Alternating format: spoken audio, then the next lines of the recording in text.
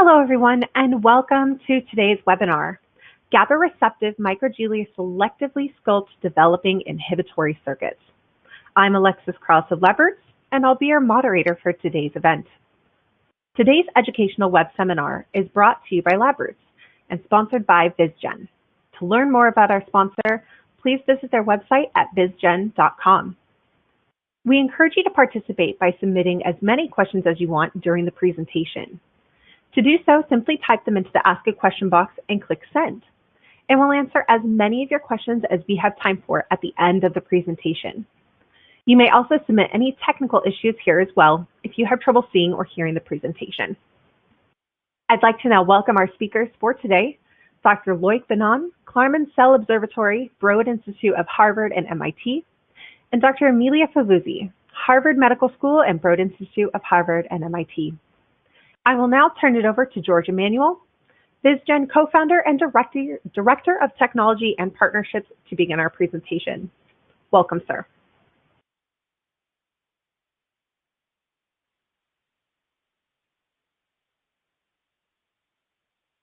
Yeah, thanks for the introduction, and I'm excited to be here today to set the stage for our speakers.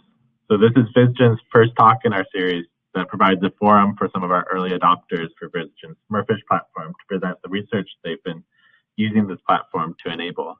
But as a scientist focused on developing new technologies, it's really most exciting to me to see that these technologies that we're developing are actually working to lead to real-world scientific discoveries that we'll hear about a little bit later today. But before we get too much into the science, I just want to give a brief introduction of VizGen. So just briefly, I'll describe both what MERFISH technology is to set the stage for what you'll hear a little bit later. And also, I'll describe what VizGen is doing to help make MERFISH technology more accessible through our MERScope solution. So at the broadest sense, we consider the next wave of spatial genomics technologies as really the next iteration of not just spatial technologies, but genomics technologies. With bulk sequencing, you're able to count the number of RNA transcripts within a large tissue block to understand which genes might be upregulated or downregulated in different situations or different drug treatments, and really understand more about what each of these genes is doing. But there you lose two fundamental components of the biological system. You lose the single cell information because each individual cell is responding to its microenvironment, expressing a different subset of the gene. So understanding what each cell is expressing is really critical to understand the biology. The second is the spatial information, because these cells aren't just working in isolated droplets, they're very intricately communicating with each other and the surrounding environment and responding in order to really best sort of construct this full biological system. So more recently, in the last 5 to 8 years, we've seen the widespread adoption of single-cell sequencing technologies, which get you the single-cell information, but then you still lose the spatial component. But now, with spatial genomics, with MERFISH technology, we're able to perform this highly multiplex measurement to measure the number of transcripts that get you a good idea of what each cell is doing, while maintaining the single-cell context because of the very high spatial resolution, and at the same time maintaining the spatial component. So that's what VizGen is really excited about bringing to the market. But before I go into what the MERScope platform actually looks like, I'll first introduce the MERFISH technology, this highly multiplexed, high-resolution spatial genomics technology. So MERFISH is a technology that builds upon single-molecule FISH. In single-molecule FISH, you design fluorescently labeled probes that specifically bind to a target transcript, so that when you look at this under a high-resolution fluorescence microscope, each of the targeted RNA transcripts shows up as a diffraction-limited spot in the microscope. So then by counting the number of spots, you can directly quantify the expression of this gene across the biological sample. So combined with cell segmentation, for example, you can see how this gene expression varies across different cells. But as with traditional fluorescence technologies, single molecule FISH is just limited to being able to measure a few genes at once, maybe 3 or sometimes 5 if you're using all the available colors. But there's tens of thousands of relevant transcripts within each biological system. So MERFISH is a technology that builds upon single molecule FISH to greatly increase the multiplexing capacity. So just as a brief introduction, we'll hear more about MERFISH and how it's used later on, but MERFISH is able to overcome this multiplexing gene throughput challenge by, instead of reading genes out one at a time, we assign each of them a binary barcode, and then we read out that binary barcode using sequential rounds of single molecule FISH. So as you see here, after we stain the sample, we're able to stain the sample in such a way that first we're able to read out the first bit in the binary barcode, as shown on the left-hand side of this image. Here, all of the genes that were assigned a barcode that contains a 1 for the first position show up as the single molecule FISH spots, while all the genes that were assigned a barcode that contains a 0 in the first position remain dark. So this reads out the first position and the barcode. Then we can extinguish the signal, restain for the next round, and the next round, and next round. And then by the pattern of brightness and darkness across this image stack, we're able to identify the gene at each spatial position across the sample. So this enables the very highly multiplexed spatial transcriptomics measurement. But from the way the technology works, there's just a couple advantages that I want to highlight briefly. First, it's an image-based technology, so in order to capture more cells, we just move the XY stage across larger tissue areas. So in a typical MERScope measurement, we can measure up to a square centimeter of tissue and capture hundreds of thousands of cells. Within Vizgen, we've demonstrated MERFISH on a broad variety of different mouse and human tissues. MERFISH builds upon single molecule FISH, which in many cases is considered a gold standard for quantifying RNA abundance. And we maintain that very high sensitivity as we increase this multiplexing capacity. Next, MERFISH is a single molecule measurement. So we have single molecule resolution across the whole tissue area that we image. So with this single molecule resolution, we can really perform not just single cell level analysis, but also analysis on the intracellular organization of the transcriptome.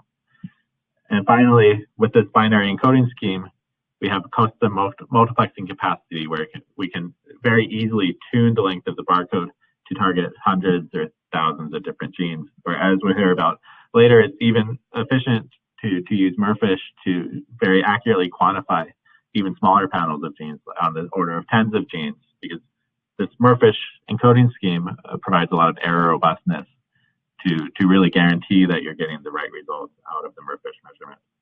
But as with any genomics technology, it should be both very highly quantitative and highly reproducible. So here for this mouse brain slice, with the MERFISH measurement, we measured the full coronal slice, and we can zoom into any region across this brain slice and really see exactly where each transcript is being expressed. So when we compare this to bulk sequencing, we find very good correlation between MERFISH and bulk sequencing.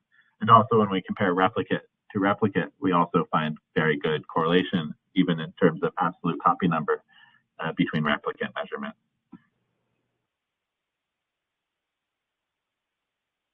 Okay, so to better explain what I mean by the high detection efficiency or high efficiency of a MERFISH measurement, we can best do that in comparison with what's available on the spatial genomics market. So here we did a matched measurement between Vizgen MERScope and this oligo array-based platform. So when we compare the copy number detected with MERScope and the copy number detected in this matched sample with the oligo array-based platform, we find that MERFISH routinely detects 70-fold more transcripts. So since transcriptomics is already a relatively sparse signal, especially at the single cell level, for many transcripts, you only detect maybe 10 of some of these functionally relevant genes in a lot of cells. So for example, if we look at this opioid receptor delta 1 gene, when we plot out the expression with MERFISH, we see this very rich spatial organization. While if we look at the expression with the oligo array-based platform, we just see a few spots across the oligo grid where there's just maybe 1 or 2 copies of this transcript that were detected. So because of these advantages, we're really excited to start to enable more researchers to run MERFISH measurements to advance their own research. So MERFISH itself was originally published in 2015. Since then, there's been a number of publications, both from Xiaowei Zhuang's lab at Harvard, but also a number of other research labs that have applied MERFISH to a number of different biological questions. And there's also a growing number of institutions that are already using MERFISH. So you can see here, this doesn't even include some of the ones that Vizgen is enabling, such as the Broad that you'll hear about in the talk today. So that's MERFISH technology, but then we also want to make MERFISH technology much more accessible. And we're doing that through MERScope, which is this platform solution for integrated spatial genomics. So MERScope is this instrument that performs the full MERFISH measurement. So within the box on the left, there's a microscope and a fluidic system to perform this iterative imaging, extinguishing, and restaining in order to automate the full MERFISH process. So MERScope really combines the advantages of MERFISH chemistry with an automated, easy-to-use instrument and a whole reagent and software ecosystem. So with that, I'd like to turn it over to our two speakers for the day, Emilia, Favuzzi, and Loic, Binan, who have been working with us as early adopters of the MERScope platform. Hope you're excited as I am to hear about the research that they've been doing with our early MERScope instrument.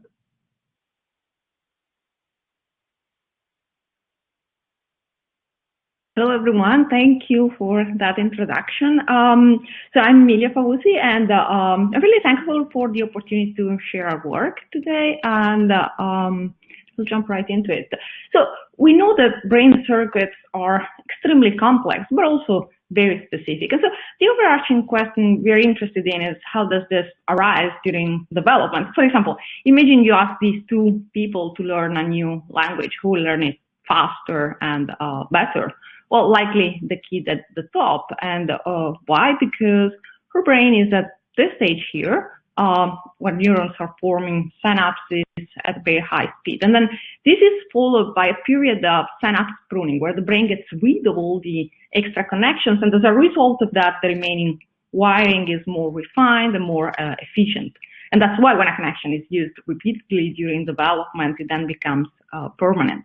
And so synapse pruning is needed for precise brain wiring, but what does regulate pruning? Well, several processes, but in the last years, work from many labs has shown that microglia play a critical role in this process. And microglia are the brain immune cells, and they have this really ramified morphology, and with their processes, they continuously survey their environment. And until relatively recently, it was thought microglia would just be there, become activated in response to tissue damage or infection, and essentially clean up toxins or dead neurons. And that's, of course, still true, but now we know that microglia also play a number of non-inflammatory functions during normal brain development, including the regulation of synapse pruning. But when we think about synapses, they're not really like this. They are more like this, very heterogeneous. And that's true at both the molecular and at the functional level. And the best example of this is the dichotomy between excitatory and inhibitory synapses. And so when we think about the role of microglia in synapse pruning, we really don't know whether they are genetic effectors of synapse pruning or if they can discriminate between distinct types of synapses. And so in this work, we explored the hypothesis that functional microglia diversity has evolved to ensure pruning of inhibitory versus excitatory synapses.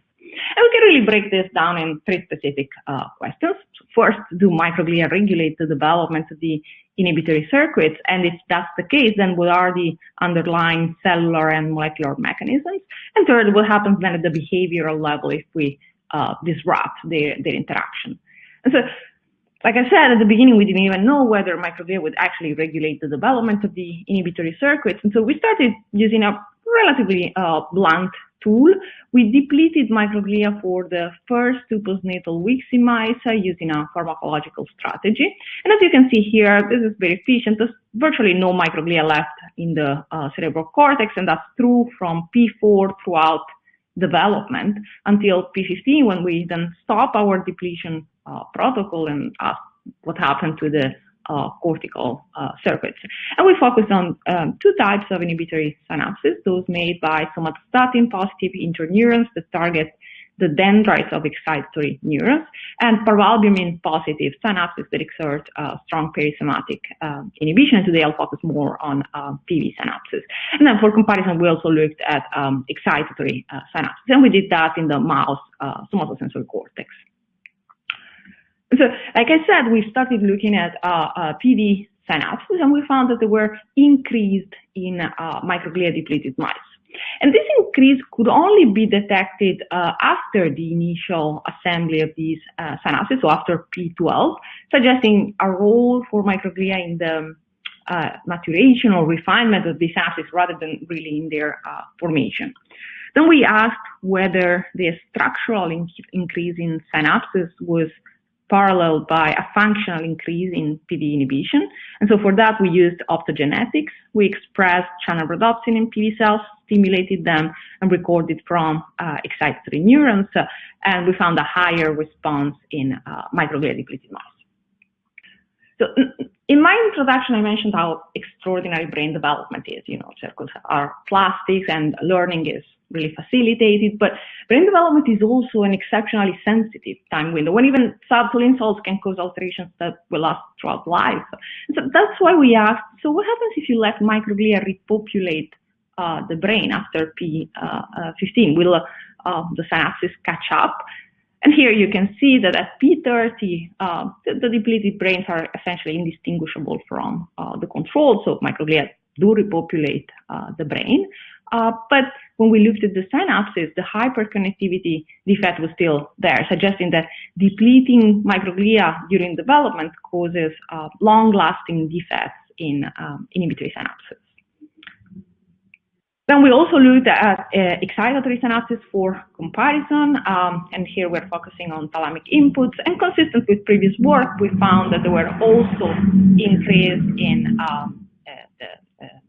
depleted mice, both structurally and functionally using physiology.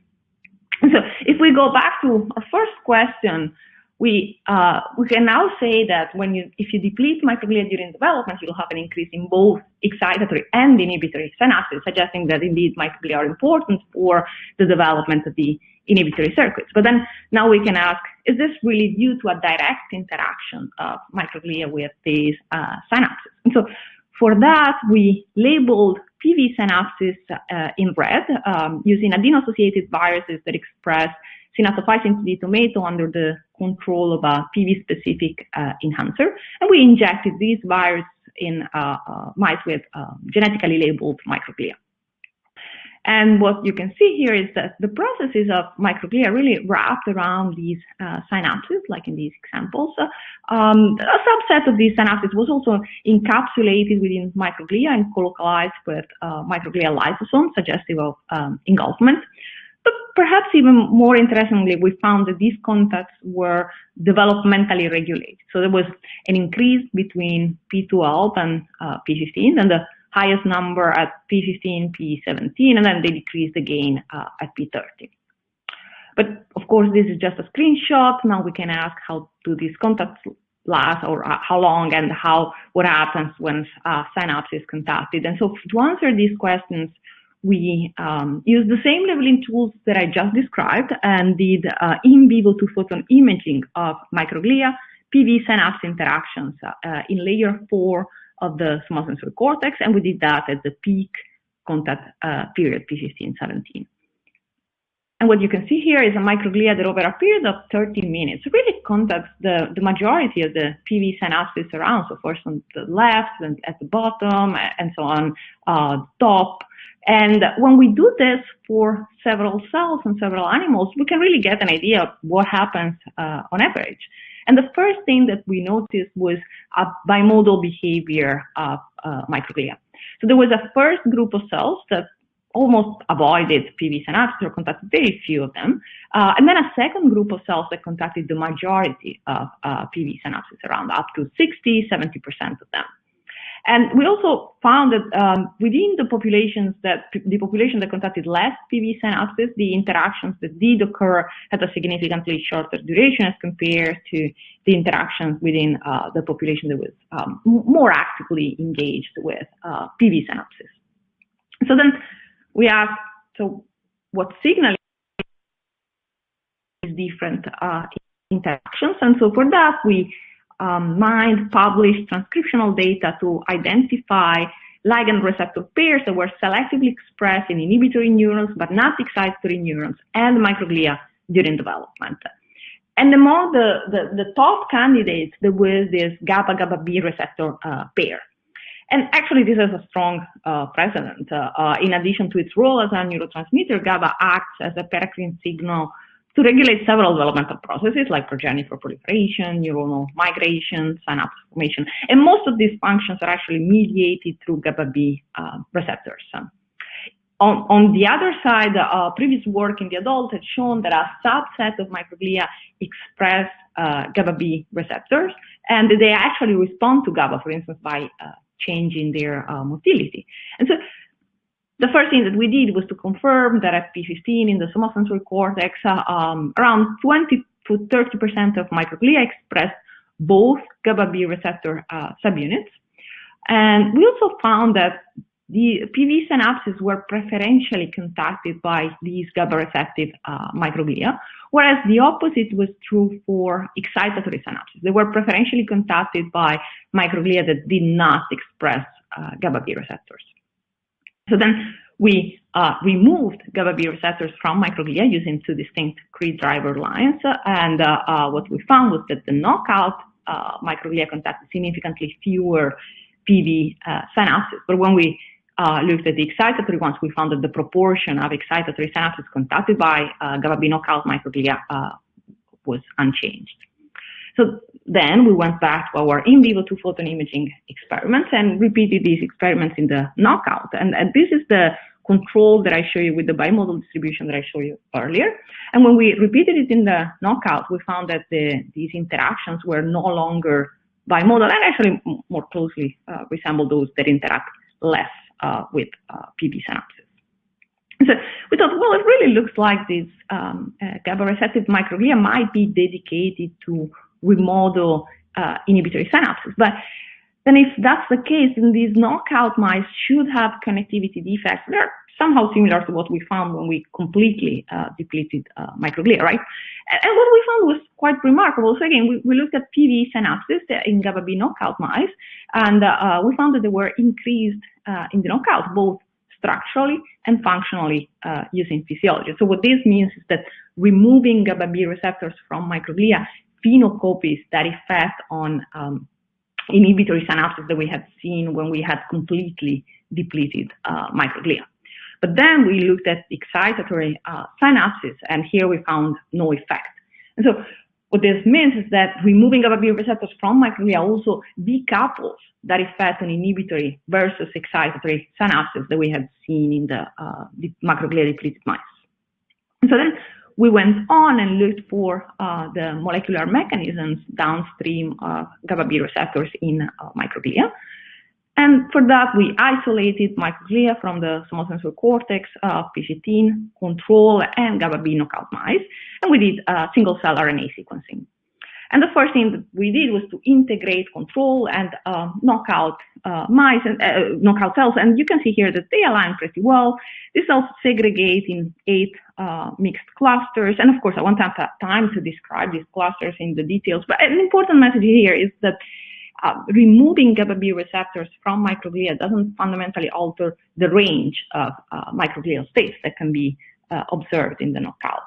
And so then within each of these clusters, we compared control and knockout cells, and we found that the cluster where they were more different was this cluster 4 here. Now, cluster 4 contains microglia expressing higher levels of what is known as homeostatic microglia core genes and higher levels of pruning genes. So they're more mature microglia that are more likely to carry out pruning functions. And so then we looked at the identity of these differentially expressed genes, and we found that they were broadly involved in pruning. And when I say broadly involved in pruning, what I mean is that they really involve classical pruning genes, but also genes involved in motility, migration, cell-cell adhesion, and phagocytosis. And so it's really not 1 or 2 genes that are altered. It's a whole program that is different in these knockout cells. But then when we looked at the downregulated genes with single-cell resolution, we found that they were altered only in a subset of these microglia within cluster 4, around 25% of them. And these same cells segregate as a transcriptionally distinct cluster within cluster 4. And so the question now is, are these cells GABA receptive microglia? And unfortunately, we really couldn't answer this question with single cell data, because GABA B receptors are expressed at low levels in microglia, and so we couldn't. We had an incomplete detection of GABA receptive microglia, and this is known as dropout events. And so that's why we started a wonderful collaboration with Loic, that is going to speak now, and Sami Farid at the Broad Institute, where we did MERFISH profiling of control and knockout microglia, again at P15 in the somatosensory cortex, to answer this question. Now Loic is going to give you a broader overview, and then we'll come back showing you what we found about that. Okay, thank you, Emilia. So once you've decided that you want to use MERFISH for your experiment, what are the steps you need to take? First, you need to put together a list of genes that you are going to measure in your samples, which I'm showing you here. And then, because that list has a lot of genes, we don't want to image each of these genes separately, and we're going to multiplex the experiment. That means that we associate to that list of genes a code book, such as the one that I'm showing here, which tells you that any transcript for GABA1 is going to be fluorescent in the image 1, 2, 6, and 10 of the sample. So what that actually means when you do the data acquisition, on the scope, we have 5 color channels. One is used for imaging the nuclei, DAPI. One is used in green to image fiducial bits that we use to realign the images during rounds. So that leaves us with 3 useful channels for the data. And so if we look back at that code book, we can see that in imaging round 1, the images 1 and 2 will show spots for GABA1, and those spots will also be fluorescent in the third image of image round 2, not at all in image round 3, and again in the image of image round 4. And similar things for all of those genes in that list. So on top of that, we also added a couple of genes that we measured with an SM-FISH design, so just one color, one channel at a time for those genes. The reason we did that is that those genes are either expressed as very low levels, such as GABA2, and we wanted to really make sure that we would be able to pick them up, or some of those were very short and we weren't able to fit enough probes on them to do MERFISH. I'm going to explain that in more detail later. So once you've decided that you want any transcripts for GABA1 to be fluorescent in these images, what's the next step? Visgen will design and sell custom libraries of probes that are going to do that. The way that works is that we have a library of encoding probes that have this U-shape, such as shown here, that are going to tile the RNA of the transcript we want to see. Usually we have at least 20 of these encoding probes per RNA, which allows for signal amplification. Okay, at this point we still have nothing that is fluorescent, and the next step is during the acquisition, we're going to be flowing in the readout probes, which are actually the fluorescent probes, and these will anneal on those arms that are on each side of the encoding probe. So we will first flow 3 of these to acquire the 3 colors of image round 1, then flow in a cleavage buffer that's going to remove just the fluorophore here, so that we can then flow in the next 3 fluorescent probes and repeat until we've acquired the whole code book. So doing this generates images such as this one, where you can see that we have a lot of isolated spots. Each of these corresponds to one of the transcripts that are supposed to be fluorescent in round 1, which is the first column on the left. So it can be either of those genes. And the way to know which one they are is to also look at the image for round 2. And any spot that is going to be fluorescent in both of those images is either a gene for transcript of GABA1 or P2 or YL12 or to span 3.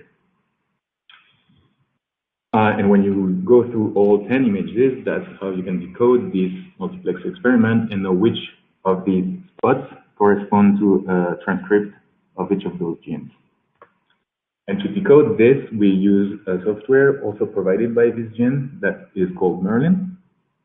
And that's what allowed me to generate images such as the one that is here, where it's a binary image and I'm only putting a pixel on if Merlin decoded that at this precise location, there was a transcript for gene TMEN119 here. A couple more details on that. We use a code book that is Hamming weight 4, Hamming distance 4. What that means is that any gene will be fluorescent in 4 different channels. That's the Hamming weight 4. And Hamming distance 4 means that inside that code book, any 2 genes will have at least 4 bits that will be different. And doing that allows to correct errors either in the chemistry where some probes just didn't anneal and made a bit appear negative when it should be positive, for instance, or during decoding. How do we do that? For instance, if we see a spot that has the sequence shown here, this spot is fluorescent or appears fluorescent in 5 different channels, but this thing only has one difference with the sequence we know represents GABA1. So we're going to say that this spot is actually a transcript for GABA1. And because it is then different from at least 3 differences from any other gene in the codebook. That also works for 1 to 0 errors. If we have a transcript that shows in these 3 different images here, this one is also only 1 bit different from the sequence for GABA1, so we can say that it is a transcript for GABA1, because it's also different from at least 3 from any other of those genes. Okay, so once we have decoded the transcript, we still need to segment the cells and count each of the genes within each of those cells.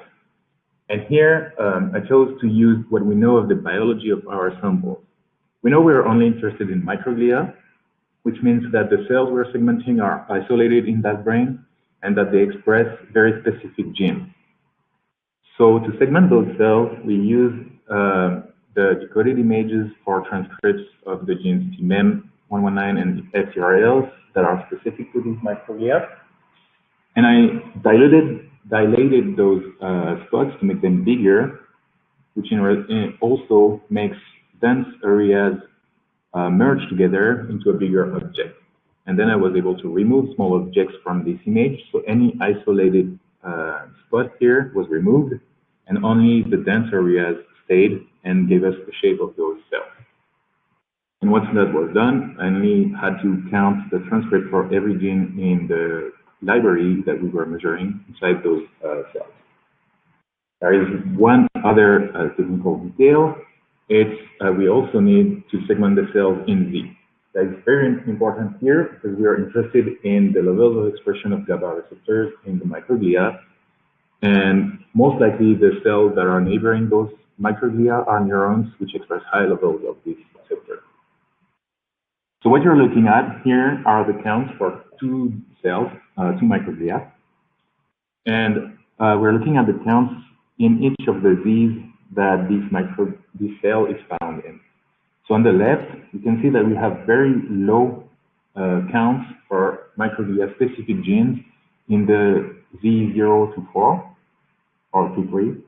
And in Z4, 5, and 6, we see a much higher count of microglia-specific genes. So from that, we concluded that the microglia is actually in those layers. And when we look at GABA spots, we see that they are also within those layers. So cell 1 here is actually a GABA receptor expressing microglia. Whereas if we look at cell number 2 here on the right, we see that the cell is present in layers 0, 1, and 2, where we have high numbers of spots for microglia-specific genes. But if we look at GABA spots, we see that we don't see anything in layers 0, 1, 2, 3, 4. But there are higher levels of GABA receptor transcripts in the last layer. And that most likely indicates that this last layer is actually part of a neuron, and we don't want to segment the spots in that layer with the microglia. To do that, we decided to use a threshold on the number of spots for microglia-specific genes, which means that I only counted the transcripts for all of those genes in each of the Z's if we found more than 5 microglia-specific genes in the Z we're looking at. Finally, I mentioned that we also included SMFISH genes in there. How do we analyze those? This proved to be much more difficult. We had 2 options: either count spots for those transcripts or integrate the signal, just on the surface of the cell. So first we tried this, and the output of this analysis actually did not match what we knew of the biology of those genes. So we restarted and counted the spots in cells instead. So as you can see on this example image here, even with the SMFISH probe design, we can still see a lot of spots that we can actually count in those cells. And that actually matched much better the biology we know of the sample. But in those genes that we were measuring with SMFISH, we also had mitochondrial genes. And obviously those are very clustered in a very small space, and it's not possible here to count isolated transcripts. So we just abandoned those genes and didn't analyze further. Now, Emilia is going to tell you how she made sense of all of this data. Right. Yes. So the next thing we did was to cluster these microglia from the MERFISH profiling. And actually, the clusters were not too different from what we had found with the single-cell RNA sequence. And in particular, if you focus on this cluster 4 and cluster 4GG here, you might recognize this gene that I showed you earlier with the single-cell RNA sequence. So again, cluster 4 and 4GG were microglia that were expressing higher levels of homeostatic microglia core genes and also higher levels of pruning genes. For example, this is a well-known gene involved in pruning, and you can see that the expression is higher in both cluster 4 and 4GG. But an important difference is that what does GG mean? They were microglia expressing GABA-B receptors. And this was important because besides the expression of GABA-B receptor, we could also identify additional genes that represented a signature of these microglia actually across different clusters. It's like these cell addition molecules of the tetraspanin family that were particularly enriched in GABA-receptive microglia. We also had spatial information, so we could see that GABA-receptive microglia were anatomically interspersed with microglia that did not express GABA-B receptors. And we also found that these GABA-receptive microglia are really uniformly distributed across cortical layers in the cerebral cortex. But then we could finally go back to our initial question about downregulated genes. And sure enough, the same genes that we had seen were downregulated with the single-cell RNA-seq were also downregulated in the knockout microglia, again, pruning genes or genes involved in chemotaxis or phagocytosis. But now we had an additional information. And what we found was that these genes were selectively downregulated in cluster 4GG, so in GABA-receptive microglia from cluster 4, and not in cluster 4 GABA-B negative cells, and not in other GABA-receptive microglia. And so what this really shows is that the transcriptional changes that we had observed in GABA-B knockout mice indeed are restricted to GABA-receptive microglia, so are cell autonomous. And then the really last question that we had was what happens if you disrupt the interaction between microglia and inhibitory synapses at the behavioral level. And to answer this question, we used MoSeq, or motion sequencing, that was developed by the data lab at Harvard Medical School. And MoSeq really allows unsupervised analysis of mouse behavior, and is based on the idea that behavior is composed of specific motifs called syllables in MoSeq, like a specific type of run or a rear, and they all come together following a specific structure to produce continuous behavior. And so when we looked at the usage of syllables in control and GABA-B knockout mice, we found that the knockouts downregulate syllables associated with different types of running or grooming, and downregulate syllables associated with pausing behavior. We also found that GABA-B knockout mice had an increased locomotor activity, suggesting overall hyperactivity. And finally, when we looked at these state maps where the nodes are the different syllables and the edges are the transitions between them, we found that the knockout mice downregulate the majority of the transitions between syllables. And so essentially they mainly oscillate within this repetitive running and grooming, so again, further confirming the hyperactivity and repetitive behavior. And so to summarize what we show you, we have seen that during development, GABA binds to GABA-B receptors on GABA-receptive microglia, and they activate a synapse remodeling program, increasing motility, also vision, and phagocytosis. And as a result of that, the cells contact more and more inhibitory synapses over development, and that's why if you remove all microglia, like in the depletion, you'll have an increase in both excitatory and inhibitory synapses. But if you only remove GABA-B receptors from microglia, you will selectively increase inhibitory synapses. And we've also seen that these defects will persist throughout the life of the animal and will ultimately impact behavior. And so finally, I wanted to thank, of course, a lot of people who worked on this project. First, Gord Fishell and a lot of collaborators in the Fishell lab. Also, our external collaborators, Beth Stevens, and more recently, Loic, Karen, and Sami, who were great collaborators for the MERFISH experiments. Bob Data and his postdoc Ayman for the MoSeq behavioral experiments. And in general, all the kind people who shared mice and reagents with us. And thank you. We're happy to take questions.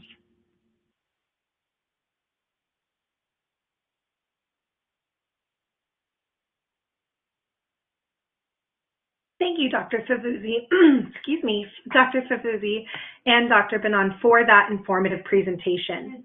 We will now start the live Q&A portion of the webinar. If you have a question you'd like to ask, please do so now.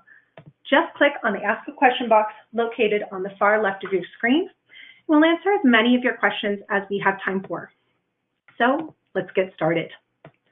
Our first question is, how many Z-planes do you collect?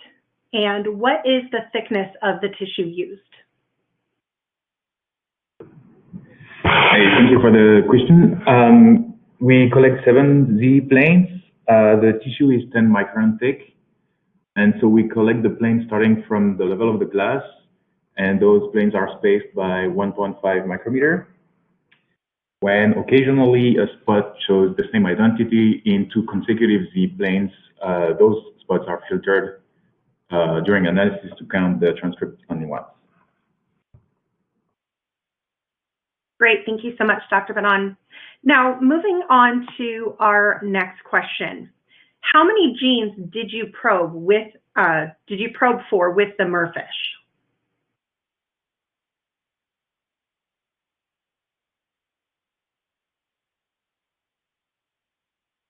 Should I go? I can go. We probed 23 genes just because we had a specific list from the single-cell RNA-seq, but we could have definitely added more. Thank you, Dr. Favuzzi, for that answer. Now, our next question, let's go to, okay, here's one for you.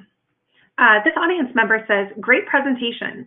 Could you please explain how to analyze the GABA-RB2 isoforms? And I realize we have 4 different isoforms of GABA-RB2. Maybe I can start. I don't know if George wants to add something. I mean, that is a good question. We didn't differentiate among the different isoforms, and our GABA-B probes were indeed designed for a region that is common to all isoforms. But perhaps George, maybe you can comment on the strategies that can be implemented to design isoform-specific probes. Yeah, so I can elaborate a little bit on the capacity of MERFISH to detect isoforms. So currently, if there's enough sequence difference between the two splice variants that you want to detect, then we can design MERFISH probes specifically targeting that different sequence. If the difference in sequence is very small, then it becomes more challenging for us to identify isoforms, but that is something that we're working to improve so that we can even identify splice variants with very small sequence differences.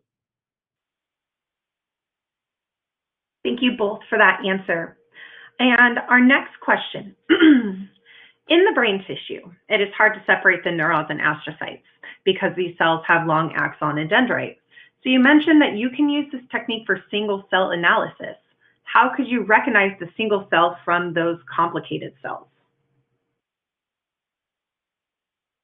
In the case of microglia, I was able to segment more or less the shape of the cell using the transcript as I explained. But in general, when we look at all those cell types together in the same sample, we're segmenting the cell body, and we're actually not looking at what is happening in the axons or dendrites. Thank you, Dr. Binan, for that answer.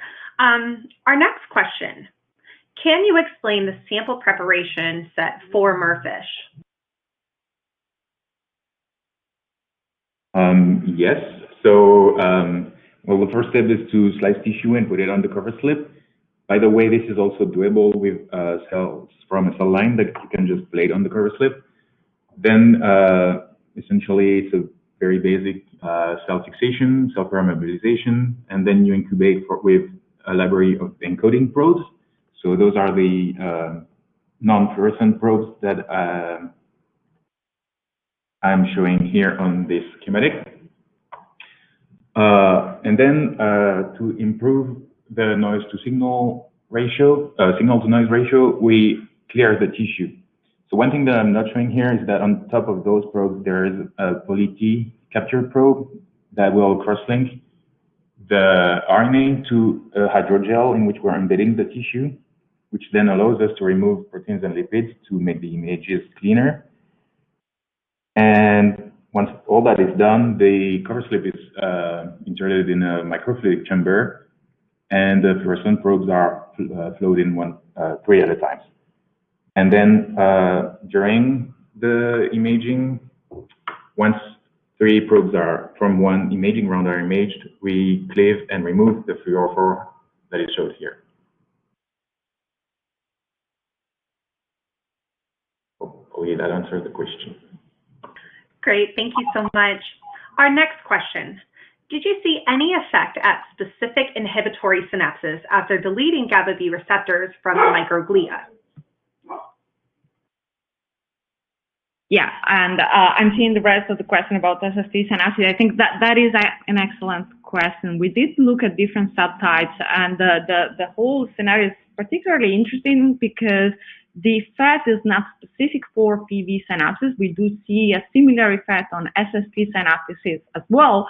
But for instance, the question ends with the layer specificity. Indeed, we do see this effect in layer 4. It looks like in upper layers, layer 2, 3, it's less clear. So there seems to be some layer specificity. And to end the part about the subtypes, for example, VIP synapses do not seem to be affected. So there's heterogeneity for sure in the way the different inhibitory synapses are affected by microglia. Thank you, Dr. Favuzzi. We still have time for a couple more questions, but I do want to remind our audience, any questions that we are unable to get to today will be answered by our speakers via the email address that you provided at the time of registration. Our next question, is microglia pruning of PV inputs specific to pyramidal cell targets or also seen at PV inputs onto other inhibitory cells? That is another very good question. It is specific for the inputs onto pyramidal cells. We didn't see any effect on PV synapses, which is particularly interesting because it suggests that there is also something at the level of this synapses that is attracting microglia. So it's something that we definitely want to follow up in the future. Yeah, great question. Thank you for that. And it looks like we've got time for a couple more questions. So how many rounds of reporter readout probe cycles do you do for MERFISH?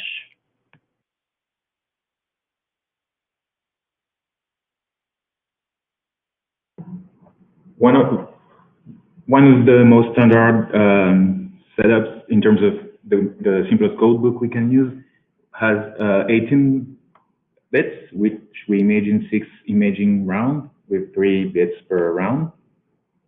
That allows us to target 140 barcodes, which we use to identify 130 genes and 10 blanks that are used for quality checks. So yes, 18 bits, so that is 18 different fluorescent probes. Thank you so much, Dr. Binan. Our next question is GABA B receptor expression in microglia transient only during the development? So this is complex because GABA B receptors in microglia have 2 different functions. It was shown previously by the Kettenman lab that GABA B receptor is also important for the anti-inflammatory role of GABA. And so the expression itself is not transient because in the adult you also have this additional function and also during development. So we also see some evidence of that in our sequencing data. And so definitely, there's changes during development in terms of increasing expression that happens at early postnatal stages, and then it goes up, but then it stays on probably because of this additional function. Thank you so much. And it looks like we've got time for one more question, so let's find our next question here. How long does the gene have to be successful for the MERFISH probe design? So maybe I can elaborate a little bit on the MERFISH probe design. So for MERFISH, just to make sure that we maintain this very high detection efficiency that we see with single molecule fish, we do try to tie on multiple probes to each transcript so that in case one of the probes doesn't bind, we still have a large fraction of the remaining probes and we get a bright enough signal from that transcript.